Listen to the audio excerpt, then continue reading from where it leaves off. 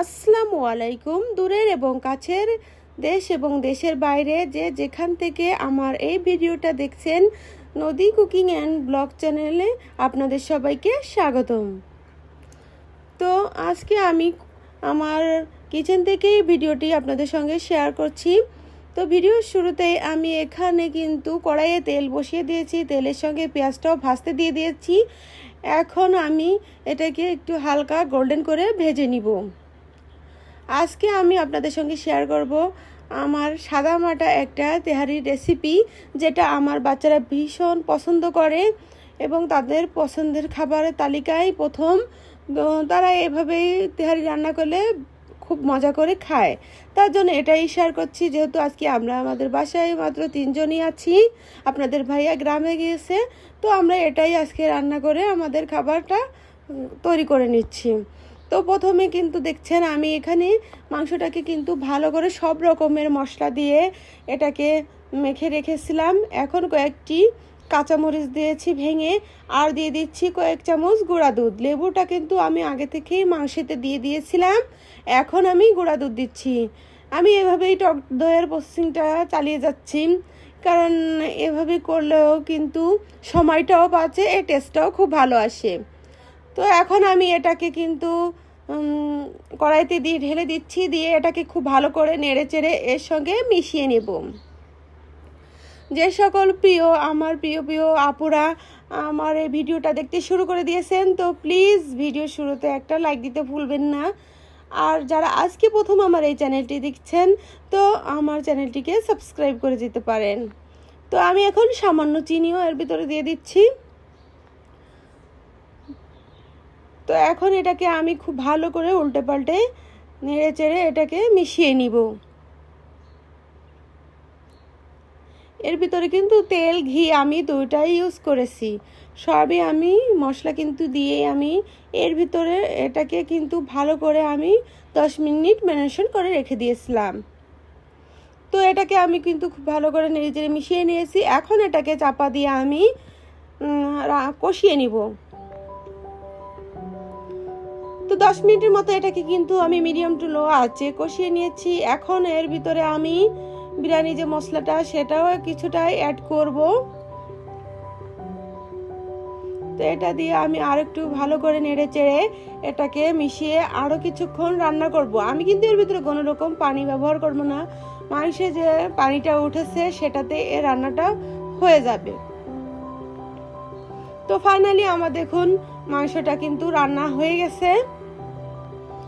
এখন আমি আগে থেকে ধুয়ে রেখেছিলাম পোলাওয়ের চাল, সেটাই আমি দিয়ে দিচ্ছি।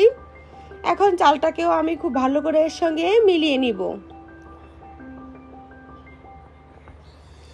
এই পর্যায়ে কিন্তু আমি পরিমাণ মতো পানি অ্যাড করে দিব। আমি কিন্তু পানিটা নর্মাল পানি ব্যবহার করছি, আমি কোনো গরম পানি ব্যবহার করছি না, কারণ আমার কাছে এভাবেই ভালো লাগে। গরম পানি না দিলেও হয়, আবার দিলেও কেউ যদি দিতে চান তাও দিতে পারেন। আমি আরও কিছুটা গুঁড়া দুধ দিয়ে এটাকে ভালো করে মিশিয়ে এখন চাপা দিয়ে রান্না করব। আর চলুন আমার অনলাইন থেকে কি কি প্রোডাক্ট এসেছে সেটাই আপনাদের সঙ্গে শেয়ার করছি। এই যে দেখুন এখানে আমার পার্সেলটা চলে আসছে, তো এটাকে রিসিভ করেছি আমি কিছুক্ষণ আগেই। তো এখনই আপনাদের সঙ্গে শেয়ার করছি।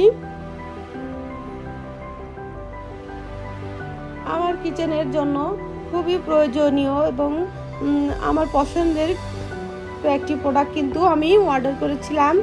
তার প্রথম পার্সেলটা কিন্তু আমি হাতে পেয়ে গেছি। তো এটাই আমি আনবক্সিং করে আপনাদের সঙ্গে শেয়ার করছি।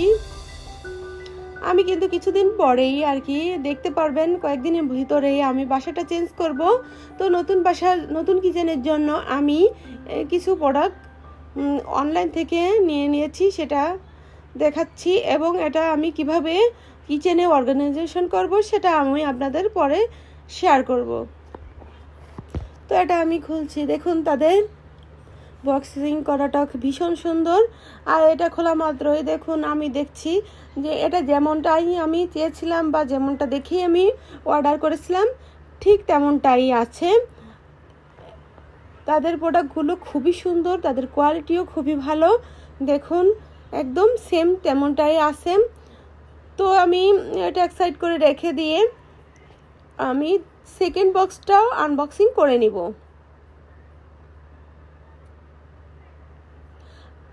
যে সকল ভিউয়ার্সরা আমার ভিডিওটি দেখছেন, আমার ভিডিওর কোথাও কোনো একটু অংশ যদি আপনাদের কাছে ভালো লেগে যায় তো আমার চ্যানেলটি প্লিজ সাবস্ক্রাইব করে দিয়ে আমাকে আপনাদের পাশে রেখে দিতে পারেন। তো দেখুন আমি এখানে সেকেন্ড বক্সটিও আনবক্সিং করছি, তো আপনারা ভিডিওটি দেখতে থাকুন।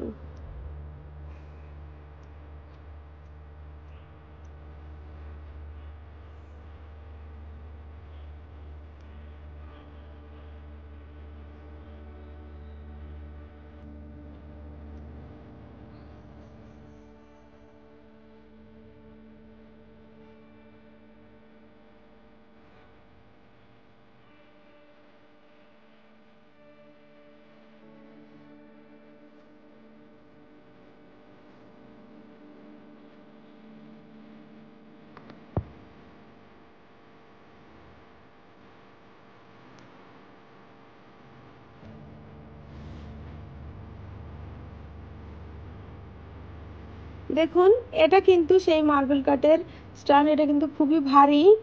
আর এখানে দেখুন বাচ্চাদের মতো করে আমি এগুলোকে ফুটিয়ে নিচ্ছি। এগুলো ফুটাতে খুবই ভালো লাগে, ছোটবেলায় খুবই ফুটিয়েছি। তো এখন সেটা হলার মতো একটু আমি কিছু সময়ের জন্য আনন্দ নিয়ে নিলাম। দেখুন এটা কি হেভি কোয়ালিটির একটা মার্বেল স্ট্যান্ড, এটা কিন্তু ভীষণ ভারী ছিল, এর কোয়ালিটিটাও খুবই ভালো ছিল। তো ফাইনালি দেখুন আমি স্ট্যান্ডটা কিন্তু রেডি করে ফেলেছি। দেখুন এটা সেট করার পরে আরও বেশি সুন্দর লাগছে। এটা দেখতে একেবারেই সেম আছে এবং এটা খুবই সুন্দর। আমার মনে হচ্ছে এটাও বেশ ভারী, এটা যে কখনো নষ্ট হবে বলে আমার মনে হয় না। এটা অনেক দিনের জন্যই টেকসই একটা প্রোডাক্ট। তো আমার তো খুবই ভালো লেগেছে। তো আপনাদের কাছে কেমন লেগেছে অবশ্যই জানিয়ে দিবেন। এখন আমি কিন্তু আপনাদের সঙ্গে আমার থার্ড যে বক্স সেটা আনবক্সিং করে নিচ্ছি। দেখুন তাদের বক্স কোয়ালিটি সব কিছুই কিন্তু খুবই সুন্দর। তাদের যে ডেলিভারি ধরন সেগুলোও খুবই ভালো। তাদের প্রোডাক্টগুলোর মান এত ভালো যে আপনারা না দেখলে বুঝতে পারবেন না। আমি কখনো কোনো অনলাইনে কোনো প্রোডাক্ট পছন্দ করি না, তারপরেও কিন্তু আমি বিশ্বাস করে এই পেজ থেকে আমি প্রোডাক্টগুলো নিয়েছি। তো নিয়ে দেখছি খুবই ভালো। দেখুন এটা এই যে সেই কিউট জিনিসটা, যে জিনিসটা দেখেই আমি কিন্তু এই প্রোডাক্টগুলো অর্ডার করেছিলাম। এগুলো কিন্তু খুবই ভালো। দেখেন এটা দেখতে এত সুন্দর, এত যে কিউট তা বলতে পারবো না, এত ভালো। আর এটা দেখেছেন এর যে পেজের নাম সেটাও কিন্তু মেনশন করে দেওয়া আছে। আর এটা দেখতে এবং ধরতে যে এত ভালো লাগছে যে আমার এটা রাখতেই ইচ্ছা হচ্ছে না। আমার কিন্তু ভীষণ ভালো লেগেছে এই কিউট জিনিসটি। তো আমার এই দুটি প্রোডাক্ট আপনাদের কাছে কেমন লেগেছে অবশ্যই কমেন্টসে জানিয়ে দিবেন। আর যদি কেউ এই ধরনের প্রোডাক্ট অর্ডার করতে চান বা নিতে চান তাহলে আমি এই পেজের নামটি কমেন্ট বক্সে দিয়ে দিব লিঙ্কটা। তো দেখুন আমার কাছে কিন্তু দুটি প্রোডাক্টই খুবই ভালো লেগেছে, বিশেষ করে ছোট জিনিসটা আমার কাছে বেশি ভালো লেগেছে। এগ হোল্ডারটা দেখতে খুবই ভালো। আর এখানে কিন্তু 12 পিস ডিম রাখা যাবে। তো এটা কিভাবে আমি অর্গানাইজ করব নতুন কিচেনে সেটাও আপনাদের সঙ্গে শেয়ার করে দিব।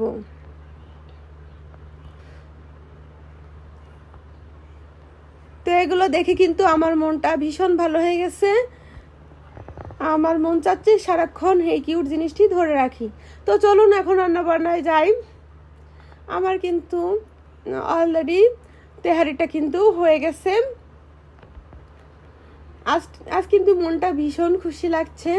আর সঙ্গে আছে এমন লোভনীয় স্বাদের যে তেহারি, এটা কিন্তু ভীষণ মজা।